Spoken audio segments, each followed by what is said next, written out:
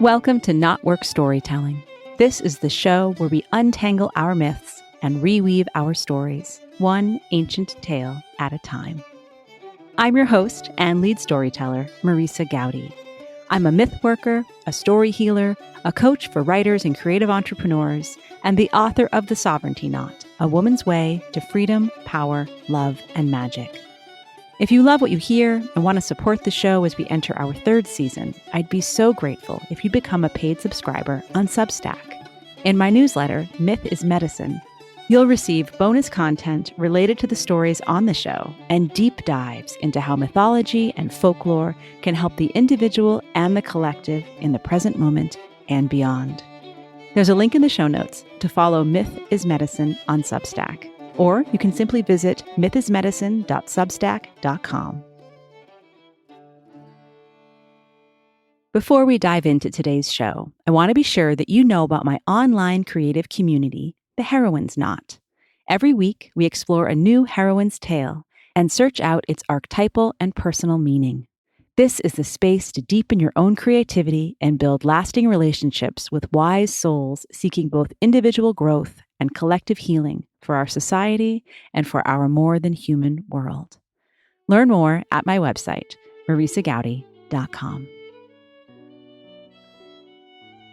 Season 3, Episode 2, Art, Love, God, The Tragedy of Líadan and Cuirithir. Our guest is Bethany Hegedus.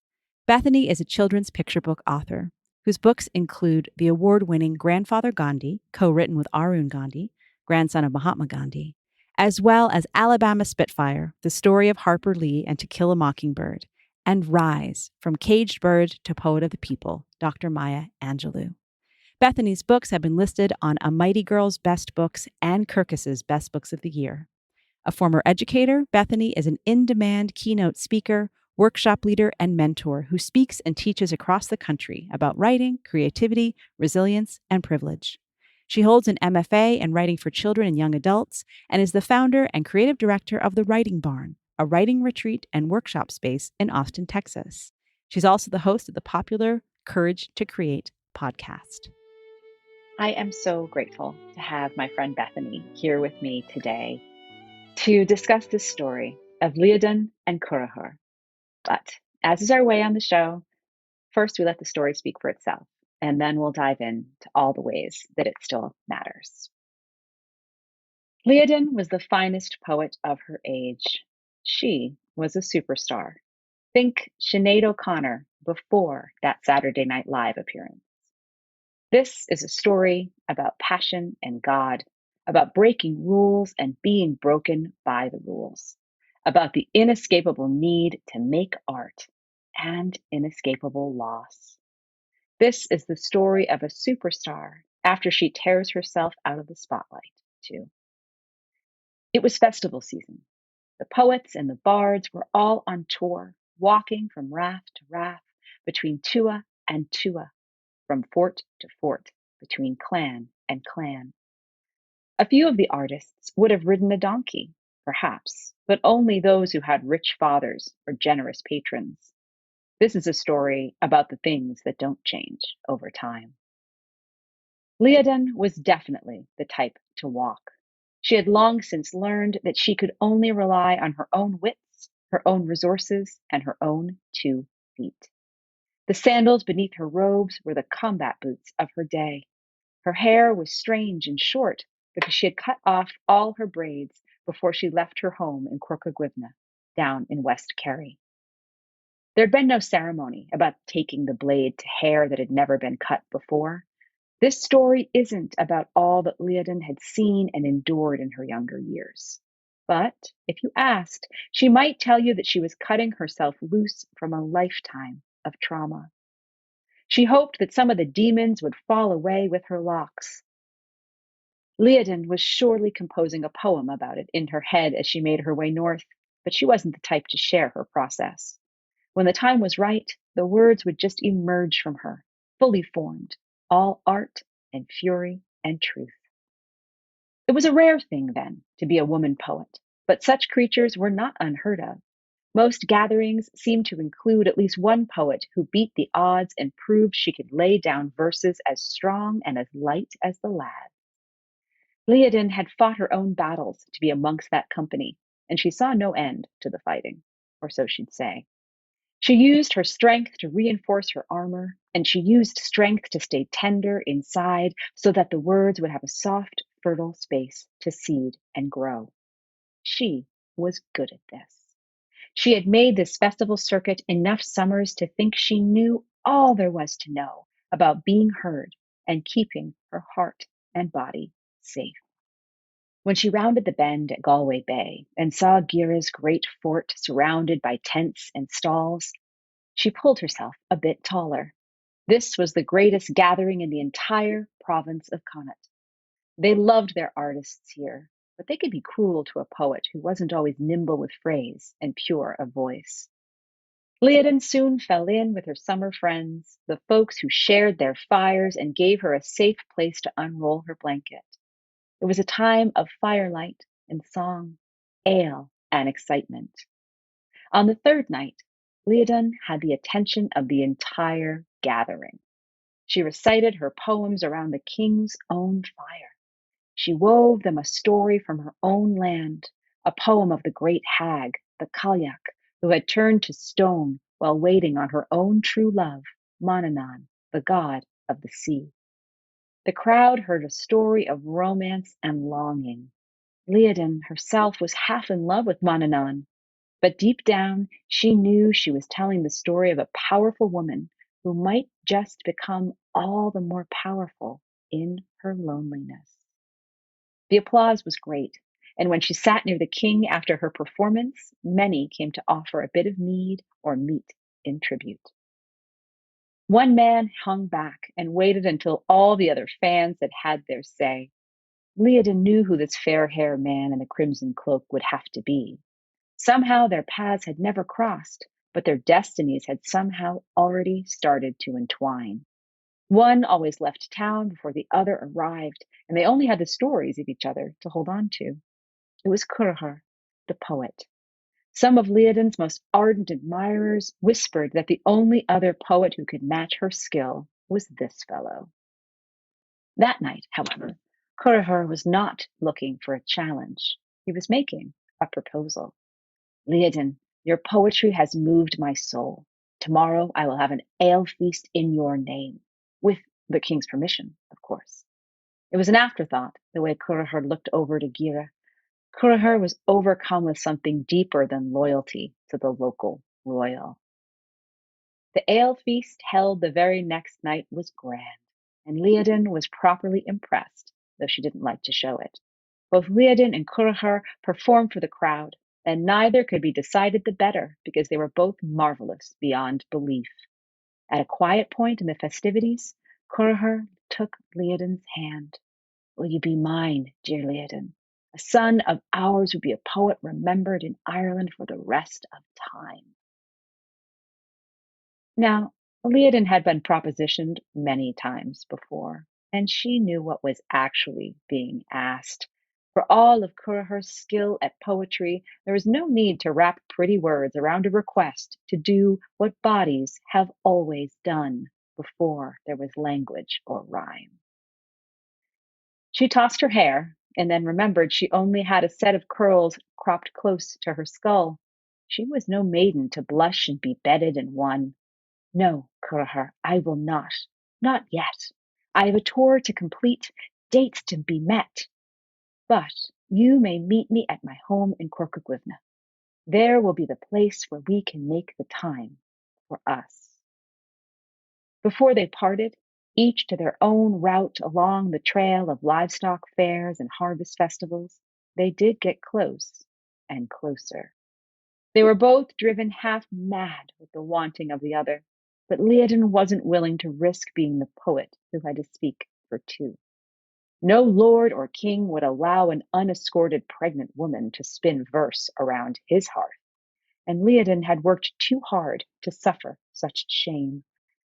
They parted with promises and dreams of what might happen when they could finally settle together for a season and more. The winter winds were heavy with snow when Cuirithir made his way to Líadan's home. He didn't feel the cold. He was so lit up with desire about to be sated. He would finally meet his match fully and have her completely.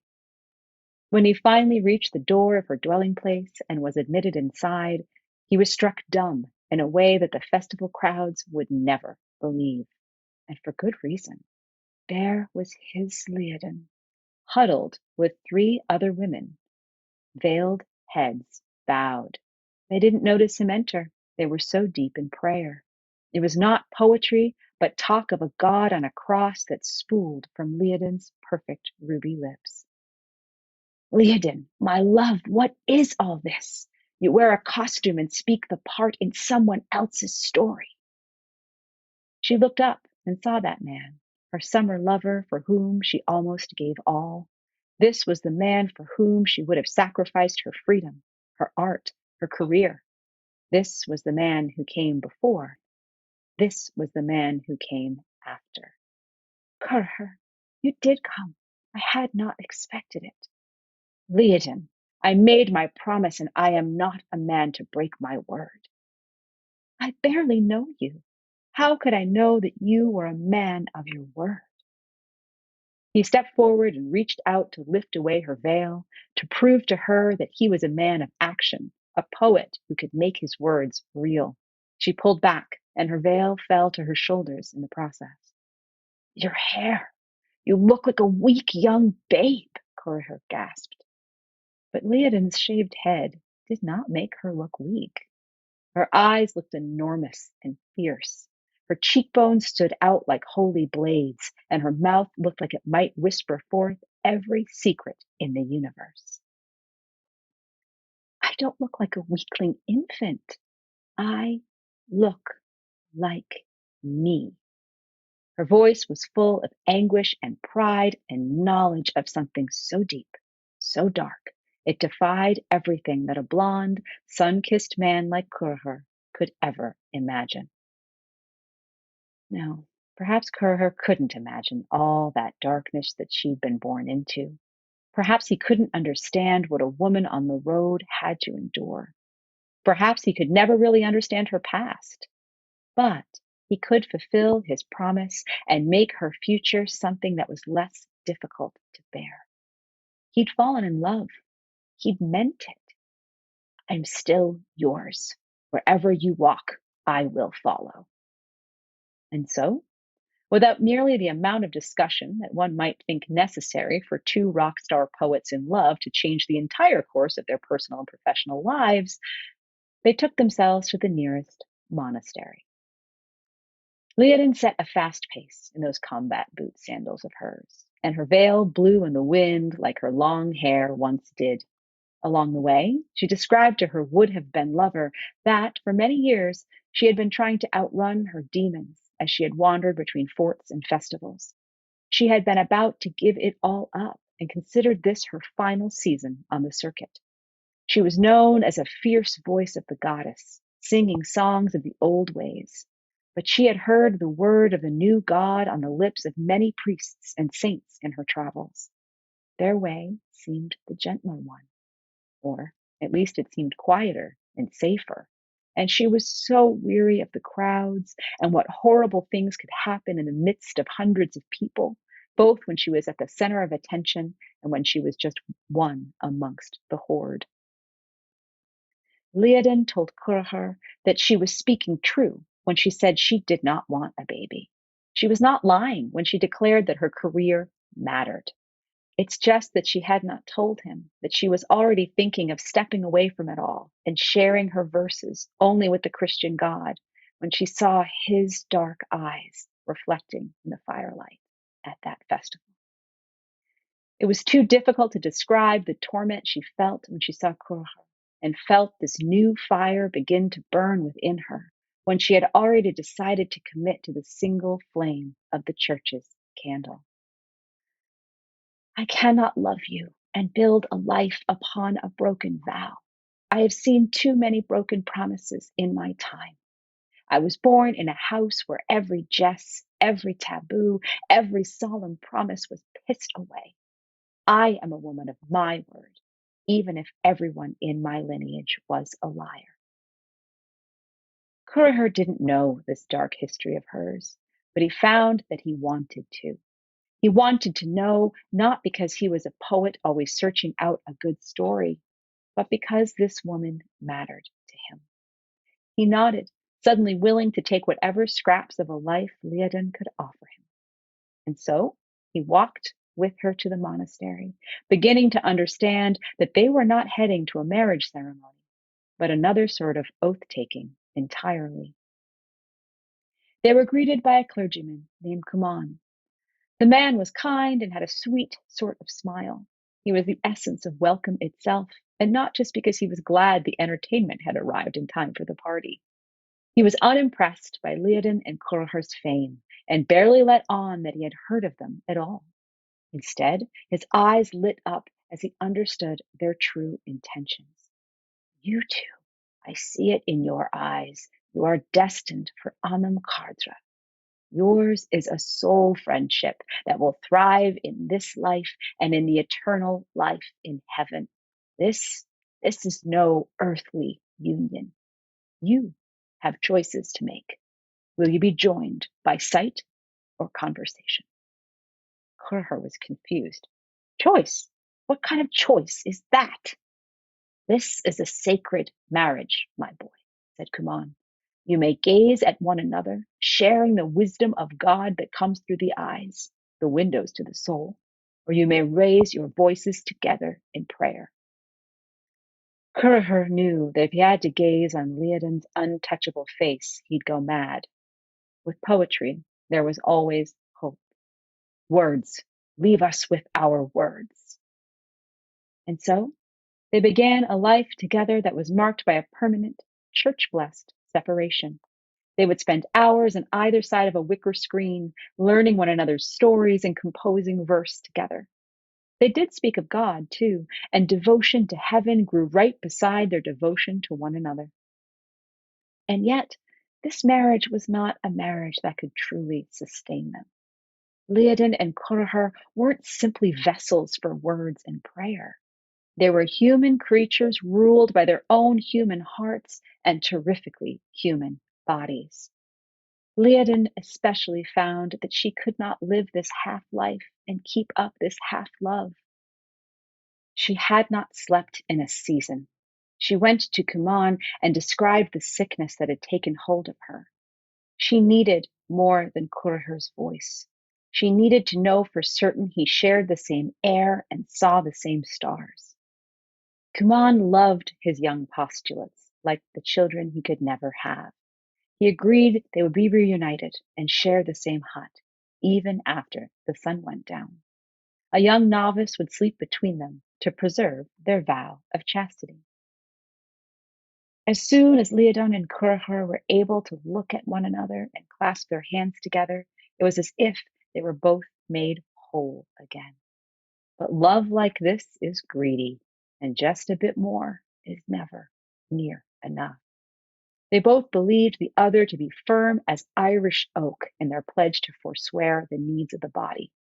They both screamed silently within.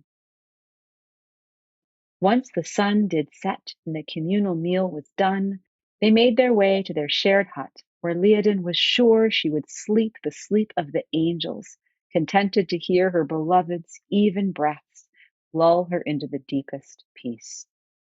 But the mind has a way of making soulful promises the body cannot keep. The young man who was sent to chaperone the couple never would say what happened that night. But it was clear to everyone in the community that the couple did not pass into prayerful sleep. Some say that Líadan drugged the lad. Others say Cuirithir threatened him and forced the young man to dig a tunnel out of the hut to leave the lovers in solitude. Some say the young man knew a romance of the ages when he saw it and bound his eyes and stopped up his ears so that Líadan and Cuirithir could have the illusion of privacy. You don't need to be well trained in the affairs of women and men to know the pair had the look of ecstasy and agony about them once the sun came up. Cumann was as kind a Christian father as you could ask for, but he was not the sort of man who was interested in rebellion or romance. Cuirithir was sent away before breakfast. And that's when Líadan's story, which had been marked by sorrow and stress for so long, took a turn into greater tragedy. She had given up her life's great passion for fear of all the ways it might end. She had rushed to take the church's veil before her beloved could come and make her his wife. And then, when they had been given one more night, they lost themselves to passion so that they could be given no more. Cuirithir was exiled to a far-off monastery on an island full of old men and migrating birds. It was a lonely place of hollow hearts and hollow bones. The echoes of muttered baritone prayers and the shriek of gull song were all he could hear. He longed for his beloved's sweet, sweet voice, but in time, his longing heart turned hard. The news reached him when, at last, Líadan let her hair grow long and left Cuman's monastery behind. But Cuirithir did not rush toward her. Instead, he was certain that every moment since he met that powerful poet with the great wide eyes and the holy blades for cheekbones had been his ruin. His body and soul had become as dried out as a surplice soaked in salt water and left out in the sunshine. He fled toward the setting sun in a coracle without an oar or sail. He drifted beyond the ninth wave. Cuirithir melted into the mists and into the myth, and only those migrating seabirds had news of where his pilgrimage took him, and no one was ever sure their tales were true. Líadan reached the island where Cuirithir had taken his exile so willingly, keening for all the choices she'd made and all the fears she had held too close. It was amongst the saddest songs ever sung in Ireland, and this was a land that knew every flavor of loss and lamentation. If the Cailleach turned to stone, waiting for her beloved Manannán to return, Líadan realized she was made of softer stuff. She melted into tears there on the flagstone beach where Cuirithir most loved to pray. Líadan's last breath shaped a wordless wail, and she died there on the shore. The brothers of the bird-swarmed monastery buried her beneath that stone so she could catch her beloved's footfall if the waves ever brought Cuirithir's coracle back to her embrace. Sinead, that's my story. Amazing. Oh, thank you. Thank you so much for sitting with me and holding it with me, Bethany. Oh, happy to. Happy to. You have a voice that I could listen to forever, as well as just the beautiful phrasing, like the myths and the myth, and just on the edge of my seat the entire time. Oh, thank you. As someone who, a writer like you, who has held space for so many writers, that means so much. Thank you. So I've just gotten to say a lot of words. I'm interested in hearing what strikes you about this story.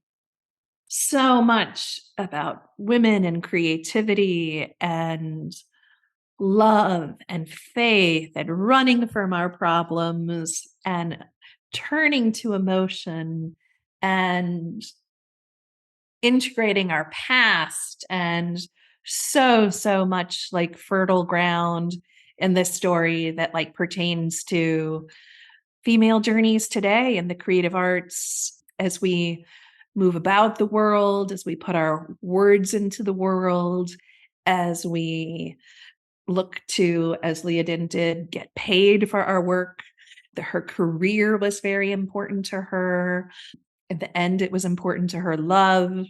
And she made that matter for herself. And I think that is such an important thing that still is needed to be said to women today, despite a room of her own and all of the incredible female creators we've had and female identifying creators we've had over time. There still is this clash between love and art and career and outward journey and inward journey. It kind of is all wrapped up in there together. So I can't wait to like dig in a little bit more. Those are my first thoughts. Yeah. I mean, that's a remarkable thing, right? I mean, it's both inspiring and more than a wee bit depressing. This is, of course, this is from a medieval Irish manuscript, right? Like, we're thinking this is somewhere around 700, 800 when the story was first recorded, and who knows how many generations had remembered it before, the monastic scribes put it down on paper. But it's that you just want to say, like, but we knew all this stuff. We knew that this was hard.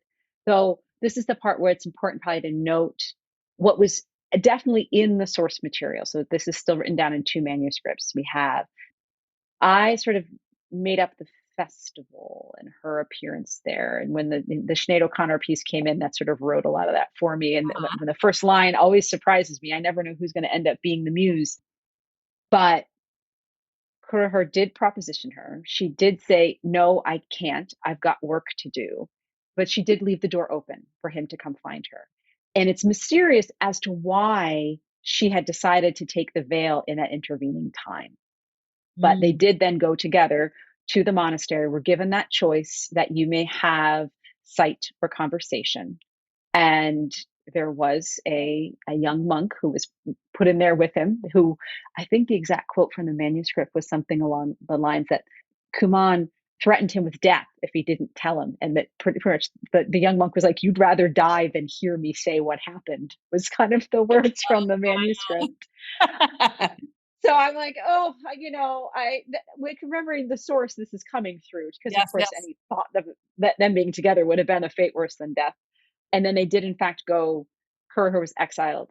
Líadan did go and find him, but he did take off and set off into that rudderless boat off into his fate, and she died there on the spot. So yes, I embellished it and shifted it for our times, but the bones of it were there, where she said, no, I've got my art. I'm not going to run off and give it all up for a man I just met, which sounds like a line from a Disney movie. Or should be a line potentially. Well, more and more it is. More and more it is these days. But also, I think maybe that's part of like what we wrestle with in these modern times as female creatives, is who owns our heart? Where is the room for our art and our families and our other passions? Because our heart is part of like the world's healing, right? And our words are part of the world's healing, and our moving about the world is part of the world's healing. And how we can't be 2 places at one time. We can't be out in the world and at home, or can we? Because here we are out in the world, our voices will be traveling out in the world, and you are safe and cuddly and cozy up in your hamlet up there in the mountains. Here I am in Austin, Texas. Like, I think this internet age and this digital age has maybe changed some of that for us. And I find myself, here we are at this stage in the pandemic, kind of like Líadan, like, in what ways do I want to go back out into the world? I still want my work to travel into the world, but I do like my body here at home with my family. And how are we wrestling with all of that after a prolonged period of time where we've had to stay home? Right. And moving about is still such a consideration on so many different levels. So yeah, I didn't realize any of that before we started talking, that was like kind of like wrestling inside of me. But she also, stated maybe it's time for me to get quieter. And, that I think the beautiful phrasing you used was, about attending to one flame. Mm-hmm. And her story is the flame of faith, and turning away from sourcing all from the goddess and listening to this potentially quieter way. But also, right, which we know was kind of co-opted by men in the long run. And she was eventually kind of punished for that in her own way, right? She lost her love. And no great love story can ever end on a happy note, right? It would cut off at the happy ending and not the art house film, which like takes you into the marriage and, into what's next. Yeah. Yeah, especially in any Celtic story. It's funny, like as I was reading, I was like, oh my word, I'm doing it again. Like here we are with another great tragedy, when so last season I had on our mutual friend, Melinda Laus, when we did the Deirdre story. Season before that, I had another mutual friend of ours, Barb Suarez, who came on and we did the Macha story. And all of these are these unions that end terribly, but such is the way of many of these. Sophie Strand came on and told the story of Tristan and Isolde. Like, of course, when we even culturally now, who do you think of as the two greatest lovers of all times? We say Romeo and Juliet, forgetting that they were young teenagers who both died. And we instead hold this up as if that is some sort of ideal, because oftentimes our cultural reading is this deep. I'm holding up fingers very close to show the depth of how we look at things. But I want to loop back to what you were saying around this idea of audience, because I've been very preoccupied with that myself. And in that sense of, because I too hold space for creatives, it's kind of a different creative incubator cauldron than you do. But there's a lot of commonalities in our work. Space for me as well. I've taken one of your Yes. classes and Yes. opened myself to the way that you experienced the world, which was beautiful for me. Oh, thank you. I'm so grateful to count you amongst my heroines who've been in those spaces with me. But I know what we think of so often in that group is that sense of audience, and knowing that that is something that preoccupies creatives and always has, which I kind of love that this story shows that to us, is that she was able to either compose the poetry to be spoken at the festivals, to be said out loud and heard by the king and by all the people of any given community. And that the other choice was that sense of you can quietly compose your poetry for your monastic community or just for God. And I think at least I've done this myself. There's that fantasy of, well, wouldn't it be easier if I could just write this for me? And I wouldn't have to worry about whether or not it would fit in the marketplace, or whether there's anybody who cares to hear it, or whether it gets too strange or too saccharine or too predictable or too odd. And I've had that fantasy before of like, what if I didn't have to keep showing up and had this need to be heard and to be seen? And then, of course, recognizing when I pause and say, yes, but my art, as I understand it, it's always been part of my need to contribute something, because if given the chance, I don't necessarily believe that the monastic lifestyle is one for me. But it's interesting to fantasize about, what if I didn't have to raise my voice to be heard by the crowd? I think, as I work with creatives and live a creative life myself for over 20 years and 12 books in and have a number of coming out, that to me, audience is always us first. And I write for myself.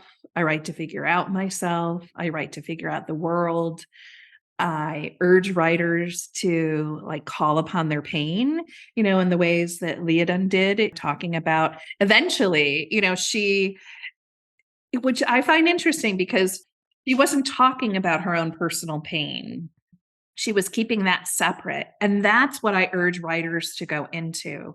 But at the end of the story, she melted into tears, into her emotion, into her longing, into her sadness. And in your relating of the story, we don't know what that last word she uttered there on the shore was.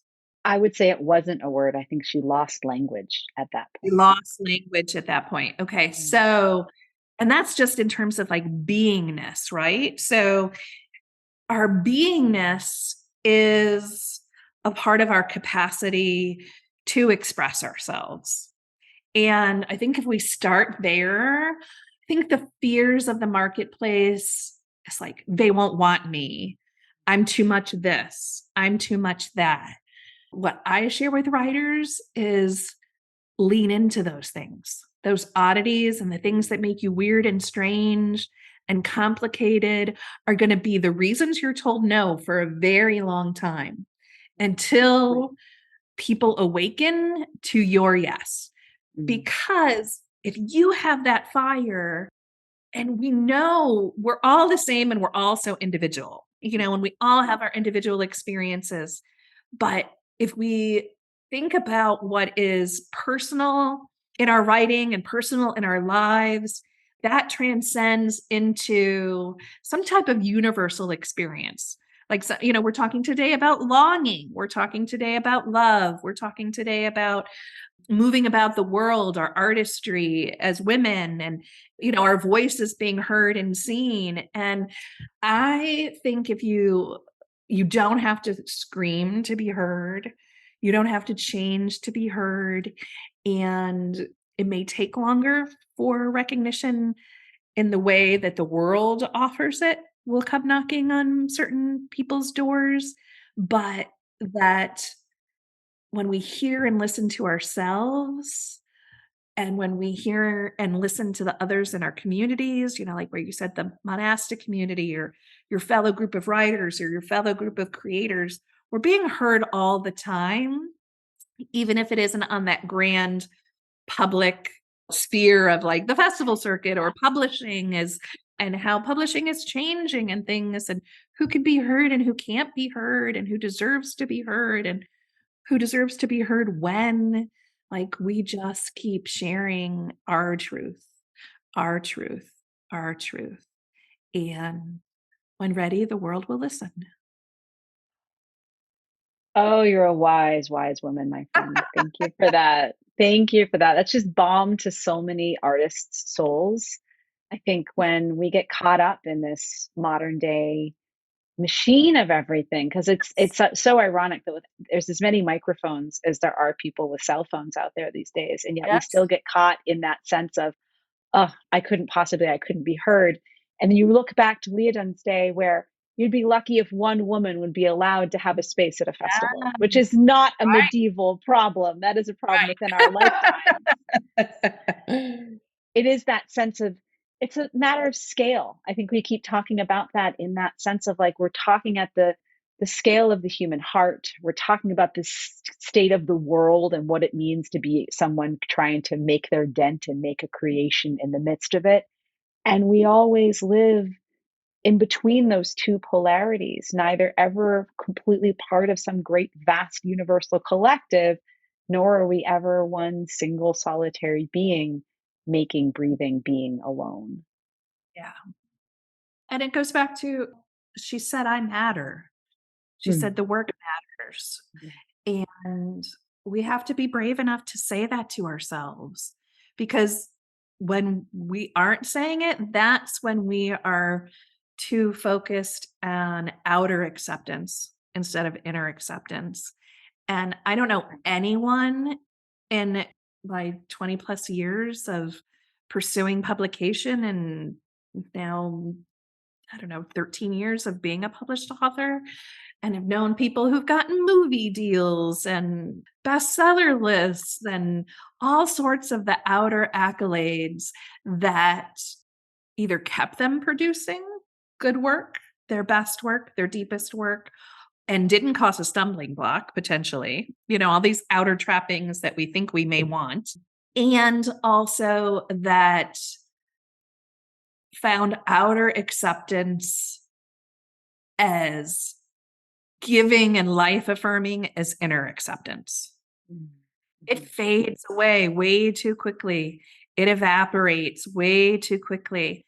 And the thing about conjuring words and conjuring characters and story, and the way that you do and the way that I do and the way that some of your listeners may or long to do that for themselves, is that we have the power to conjure that every day. We don't need others in our art form. We're not a choreographer who needs a dancer. We're not a director who needs an actor. We're not a painter who even needs, painter possibly is similar to writer, but we can conjure art in our head and our heart. It can be oral, it can be written down, it can be something that's saved for our 5 minutes of rest at the end of the day. And it can also be done in 5-minute increments that build like the novel of all time.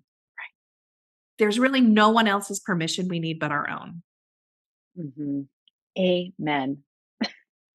So I want to shift gears a little bit. And before you and I started recording, you mentioned that one of the things you were really aware of when you had seen this story before, when I had sent it to you just a few days ago, the ink is not quite dry on this baby.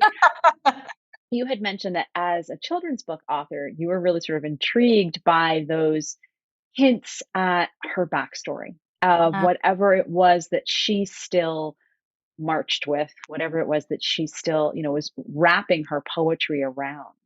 And I'd love for you to say more about that. I think we all idealize childhood when we're past it and or when we're potentially raising a child or helping form a young one. We look back at like this time of innocence and beauty and just something. And childhood is difficult. It's where you're experiencing everything for the first time. It's where you are being told lies for the first time, where you're telling lies for the first time, where you're putting on a mask to try to fit in, where you are seeing conflict in the world and in your families and maybe not fully understanding it. We're coming up with different ways to navigate all of that. And yet, from the outside, we're told, oh, child, it's so beautiful. And it is beautiful, but it is very, very messy. We don't have a lot of self-confidence yet. We don't know what our strengths are. It's a lot of trial and error. And for me, as a children's author, to remember childhood is to place myself back in childhood and not to remember through like the veil of nostalgia, but through the action of what does it feel like again to have my heart hurt for the very first time, or to wonder about peace and justice, or to try to make sense of the world for myself as a children's biographer, sometimes through the lives of others, actual lived people and not characters. And also, anything in our society is somewhat discounted if it's for kids. It's teachers aren't paid as much as college professors and whatever. But you ask anyone at a cocktail party, at a university, wherever, the White House, like, what was the book that spoke to you as a kid? Like, people's faces light up. That's where you fall in love with literature. And you fall in love with story because you're out to figure the world out. And you don't have all the answers then. As adults, we pretend we know all the answers. As kids, we're just asking a lot of questions. It's so interesting that there's so much there, but what it makes me think of is I have a 13-year-old now, Yeah. and she refuses to even think about the books that I was picking up at 13 because I was definitely already in the adult section of the Mhm. library. And part of that was just a function of the 90s. There hadn't been that great blossoming of Yep. young adult fiction yet, and we were sort of forced over there. And I read The Thornbirds entirely too young and had an entirely strange perspective on what priests might do. But that's a tale for another day. It's remarkable how she doesn't want to wander over. She wants to have the stories that she's not a kid who's interested in love stories yet. Mhm. And it's a difficult place to be at 13 Yeah. in terms of longing for adventure and presence, but without it all getting tangled up in romantic relationships. Give her a kid on a quest. Hopefully, Yeah. there's no kissing. She always gets betrayed by book 3 if they start with the kissing. Takes to book 3. Love it. Yeah. Yeah. But she's got bookshelves full of things that she's like, no, not yet, not yet, not yet. And I'm proud of her for really kind of saying, like, no, I know what really lights me up right now. Please don't force me out into somebody, out of the garden onto some other road that isn't mine yet. Well, and just experiencing adventure and perhaps love is an adventure of its own, but isn't something that's driven by a clock, right? And Right. also maybe, and like we are talking here today in this story, the second love enters the picture, you're asked to give up certain things about yourself. and you're asked to make concessions and you have someone else to consider. And these kids on a quest are out to save the world. And Mm. does the world need saving right now? Heck yes. That is really cool. She's still intent on giving herself opportunities to save the world before it gets muddied by any of that personal stuff and the choices that we're told we have to make. And what if we don't have to make them? What if we can empower ourselves always? Always. I think it's very telling in this story too that Líadan didn't, her work came first. This sounds like not a later in life love because lifespans were not, but she had achieved certain things for herself before potential love even entered the picture for her. And that's interesting to me. Right. Yeah, I couldn't help but flash back to the way in which my first true love when I was 17, I stopped writing. He Mhm. was the writer. He was working on a more ambitious project at the time. Literally, I set my work down for years. And I'm sure I was aware of that in the back of my mind when I found this story and kind of said, oh, this one hurts Mhm. at a level that was how many of us Mhm. choose love in our teens or in our 20s before we've, as that phrase, before we found our voice. And then the work becomes the decades of recovering it and finding our places in community, creative communities like you and I hold, because people have had those early wounds that may be being told as a child that you can't write, or some mean old English teacher. Because my goodness, the ghost of English teachers that get conjured with me and my clients. It's amazing how much space those people take up. Oh, and their red Uh, pens. yes, exactly. But yeah, so whether it's being told you weren't smart enough as a kid, or that it's that teacher who said you couldn't do it, or whether it's that lover who your story became a story of passion and got written on the body, perhaps more than on the page, and it takes a long time to get back. Yeah. It's funny for me, I married young and divorced young. And after I divorced young, I moved to New York City to become an actor and became a writer instead. And had always been writing. I wasn't a very good actor and really think I was in love with story. But Mm. I did marry young and thought to myself, I hadn't given myself creative opportunities yet. I wanted creative opportunities. And I thought to myself, this person loves me. Like maybe love is only offered once. And this was young love, like 19. Yeah. And I chose that. And then because we didn't have a family, we were married for 6 years. It was a young military family. My ex was a Marine that I met on the 4th of July. That's its own little story. But I then kept that burning alive. I was like, well, can I have both? And I couldn't then because I wasn't ready for both. And I didn't know what I wanted to say yet. So it's also very hard when we don't know what we have to say because we're living. We have to live to have something to say and experience things and be given opportunities. And thankfully, today, younger writers are given opportunities at a very young age. But to know that at each level of our development, what do I want to say? What do I have to say? And so for me, I was like, I can't have that, so I can have this instead. And then, like Líadan, I didn't find my second marriage, my current marriage, my forever marriage until I was 39 and had had already been published. And then I was like, okay, now I can forge a family because my work is out in the world. And that will help me keep it out in the world instead of just Mm. going insular into the family and allowing this, like what's next for me, I don't know, right? As books are out in the world and, the call of family is strong and the needs of others. But I just think it's as creatives, we can't go underground with it. We can't give it up. We can't Mm. pretend it doesn't matter. We can't stop.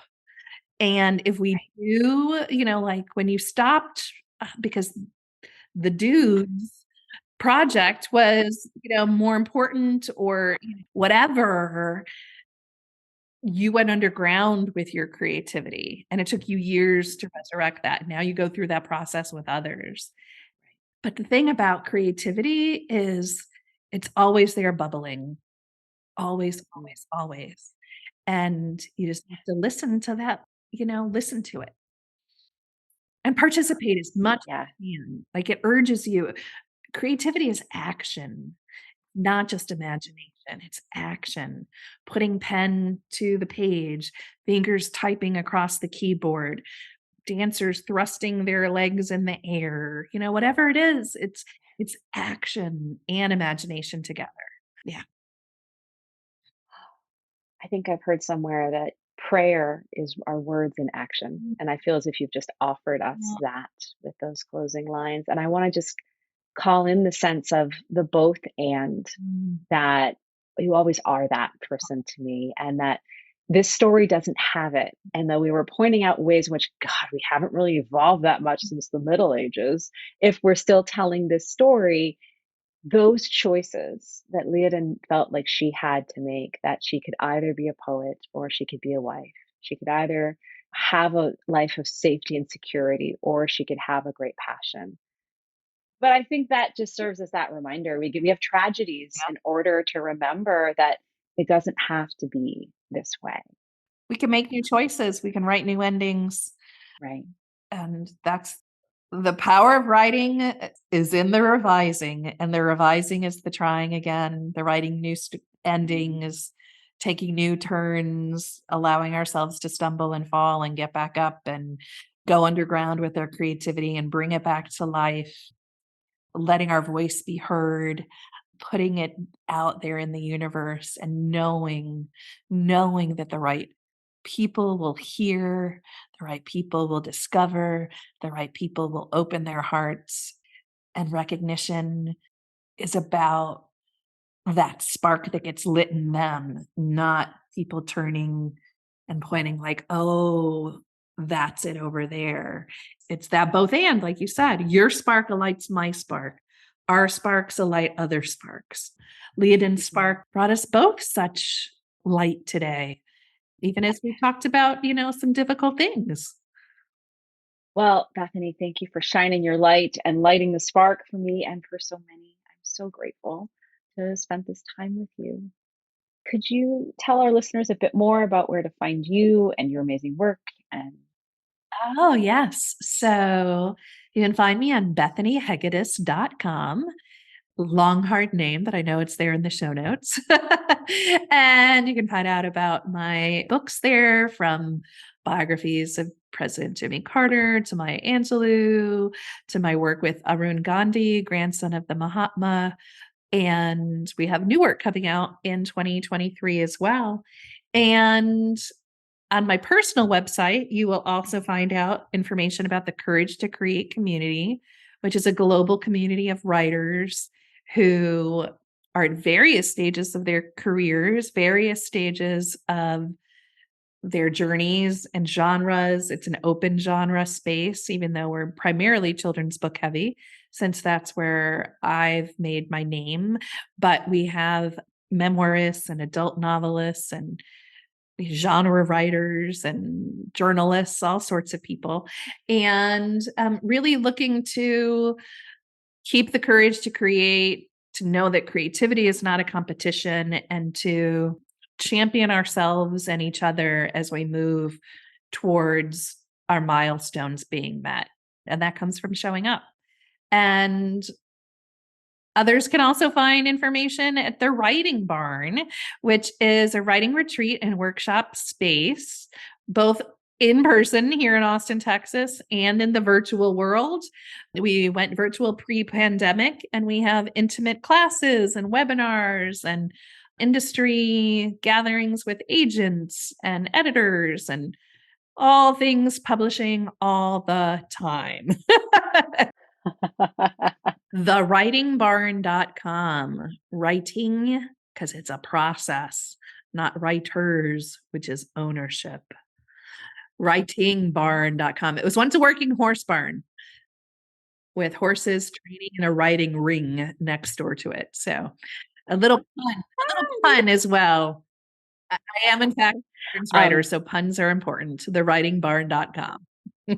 I live, sleep, and breathe books, and the writer journey is so important to me. And that's why you're coming to visit my community soon, because of the important work of the heroine's journey and understanding our choices and the ability to take risk and listen to our internal selves. So would love to have some folks visit me at those websites and online on Twitter and Instagram.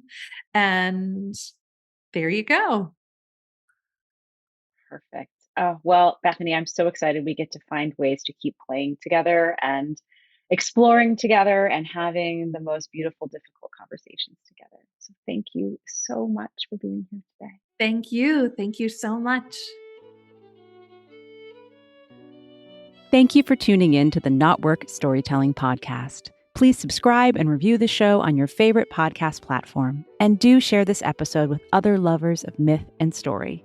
By the way, everyone is a lover of myth and story, even if they've forgotten. Creating this show is a labor of love, and your support will help me continue to craft and share stories through season 3 and beyond. Please consider becoming a paid subscriber over on Substack, where I'm writing and creating additional audio magic with my newsletter and content hub, Myth is Medicine. You can find out more about my writing, my book, our online creative community, The Heroine's Knot, as well as how to work with me as a coach at marisagowdy.com. Music on the show is by the wonderful Beth Sweeney and Billy Hardy, a Celtic fiddle and multi-instrumental duo based on Cape Cod, Massachusetts. The traditional reel we play at the start of the show is called the College Groves. Find out more about their music and shows at billyandbeth.com. Gratefully, I live, write, work, and record this podcast on the ancestral lands of the Munsee Lenape tribe, whose name means original people.